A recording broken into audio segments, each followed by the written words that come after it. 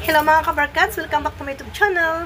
So today, sa video kong ito guys, ituturo ko po sa inyo paano magkakaroon ng CCTV o CCTV recorder sa ating mga phone o mobiles.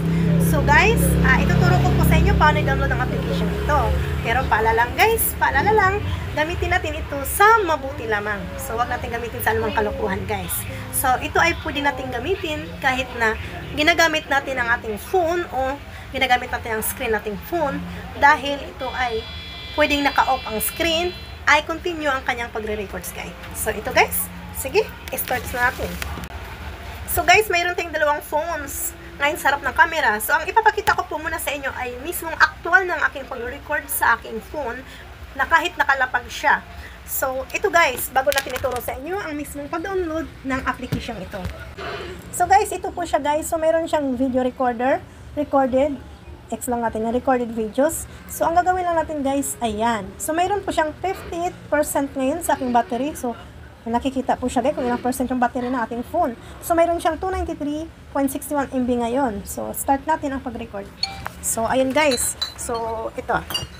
Pwede tayo mag-record. Ayan. For example, sa loob ng bahay. Ayan. Pwede natin siyang iwanan sa loob ng bahay guys. So, ilang seconds lamang. Naka-off po yung ating screen. Ayan.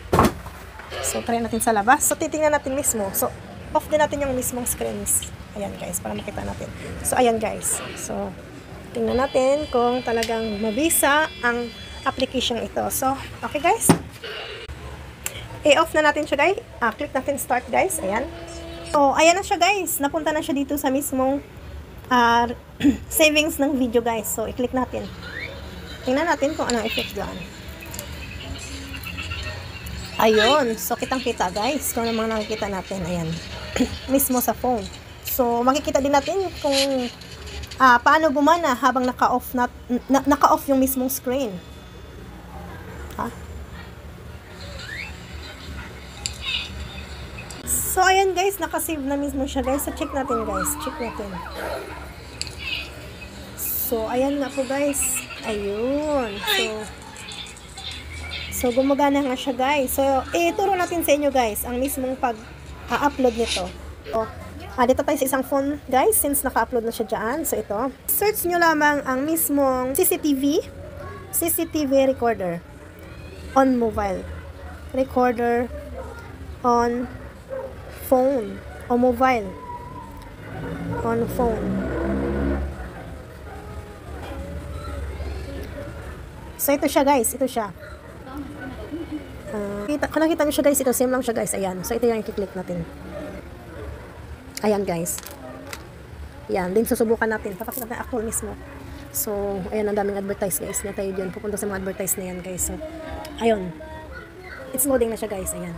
Waiting na mag-sync. So, verifying guys. So, ayan mga kabarkats, nagtatanong po kung allow CCTV camera recorder to record audio. Of course guys, click nyo lang yan. Allow guys. Ayan. Allow, syempre. So, ayan na siya guys. Ayan na. So, hanapin natin siya. Kailangan naka-allow siya guys. Ayan. Naka-allow dapat yan. So, click back. Ayan. So, pag once nag-click tayo dito guys, mapupunta siya dito sa kabila. So, okay. Try natin ang record na yun guys. Ayan. Click start ulit. Ayan. Ito na yung pinaka-actual mismo guys. Papatunay po na ito po yung gamit nating recorded doon sa isa nating phone. So, nakikita natin sa labas. So, ayun po yung sa labas. So, tingnan natin dito sa mismong phone. So, click stop. Ayan. So, okay. Ayan na siya guys. So, ayun. Narinig natin sa ating boses. So, nakikita natin sa labas. So, ayun po yung sa labas. So, tingnan natin dito sa mismong phone. So, click stop. So, ayun nga guys, pwede po natin gamitin kahit na naka-off yung screen. Hindi natin iwanan sa bahay. Kunwari, may mga lakad tayong importante lang at walang maiwan sa mga bata o either may nagbabantay na ibang tao.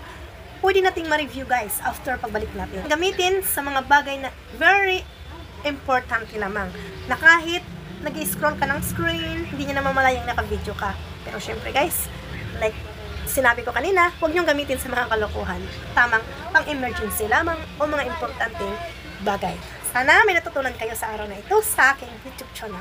So, kung hindi pa kayo nakapag-subscribe guys, please subscribe and comment down below. And also, of course, leave a thumb like to my video kung nagustuhan nyo guys. So, maraming salamat. Thank you for watching.